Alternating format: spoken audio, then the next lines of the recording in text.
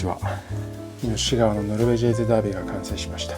この靴はサンプル靴の製作ということで片足だけ製作したんですが、前のサンプル靴2足、こちらですね、セミブローグとオーステリティブローグに比べると今回の完成した靴はかなりカジュアルめというか遊び心のある表情豊かな靴になってますので、デザインとこだわりを解説していきます。デザインはエプロンフロントダービーです。U 字のステッチの入った外羽の靴です。ハンティングブーツ由来のカジュアルなデザインです。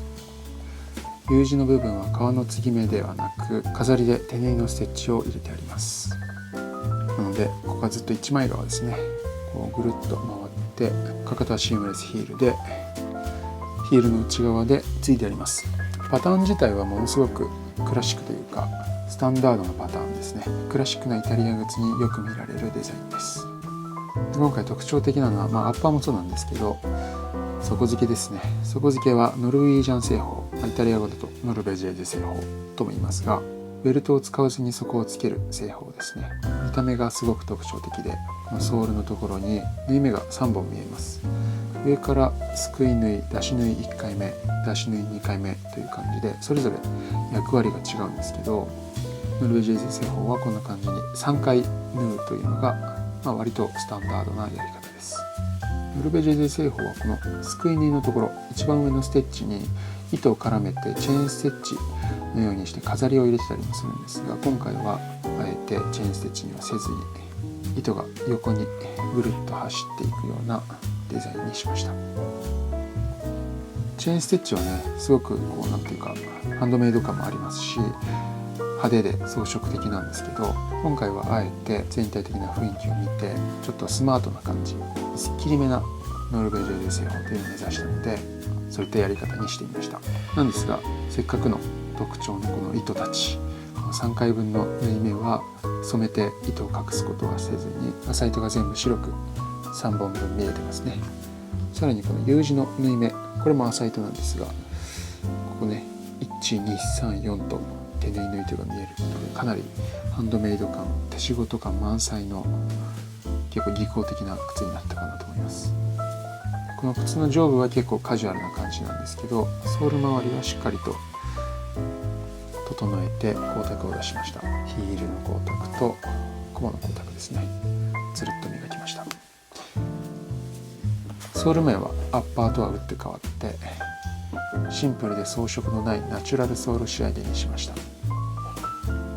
今回アッパーねイノシシの皮なんですが、野生の皮なので結構もともと傷が多いです。その傷を避けて靴にすることもできるんですが、今回はあえて傷を避けずに型入れをして靴を作りました。例えばこの辺、生きてた時の傷ですね。これはちょっとなんだろうな、かさぶたみたいになってたのかな、ちょっとボコッとへこんでるような傷だったりとか、つま先切り傷の浅いやつみたいな、なんか治った後かもしれないですねとかは結構ねがっつりと切り傷が入ってるのが分かります。こういうところですね。こんな感じでイノシシは森の中を駆け巡ってその時にできた引っかき傷とか駆除された際の傷だったりとか結構あるんですけど、それがねイノシシの皮ならではの味でもあるので、天然素材ならではのデザインということであえて今回は傷を避けずに使いました。でこの革の色はもともとナチュラルだったんですけど、それを手で染めてこんな感じのオレンジっぽい茶色っぽい色合いにしました。その染めの際なんですけど、結構イノシシはこの脂肪感、シワのある感じとあと毛穴が特徴的です。なのでそれを潰さないように逆にむしろ強調するように一回全体を染めた後にさらに表面だけを濃く染めて、奥まってる部分は濃く染まらずにちょっと薄い色で残ってるのが分かると思います。こうすることで特有の表情がより強調されてすごく表情豊かな靴になりました。ちなみにこの靴紐はもともとシルバノ・ラッタンジ、クラシックなイタリア靴ですごく有名ですね。